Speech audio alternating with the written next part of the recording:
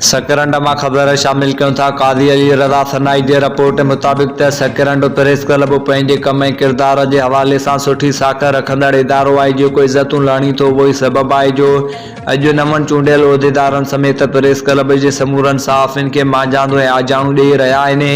इहा ॻाल्हि सकरंड तालुक़े जे सियासी समाजी शख़्सियत इलाइक़े जे ज़मींदार ग़ुलाम रसूल चौहान पंहिंजो ॻोठु हल ॾिठो। चौहान में प्रेस क्लब खे ॾिनल मांझांदे जे मौक़े ते ॻाल्हाईंदे चयो, हिन चयो त असांखे उमेद आहे त सकरंड प्रेस क्लब जा नवां चूंडिजी आयल उहिदेदार शहर तोणी आसपास जे माण्हुनि जी उमेदनि ते पूरो लहंदा। सकरंड प्रेस क्लब जे सदर कादी जावेद सनाई ॻाल्हाईंदे चयो त असीं थोरे ताईं चौहान बिरादरी जा जन असांखे मान ॾिनो। इंशाअल्लाह कोशिशि कंदासीं त शहरनि जे एतमाद ते पूरो लहूं। उन मौक़े ते मेज़बान मोहम्मद यासीन चौहान ग़ुलाम रसूल चौहान आयल महिमाननि खे गुलनि जा हार ऐं तोहफ़ा पेश कया। उन खां अॻु मोहम्मद लुकमान चौहान एडवोकेट हाजी ख़ान केरियो पारां आयल महिमाननि जो आदर भाव कयो।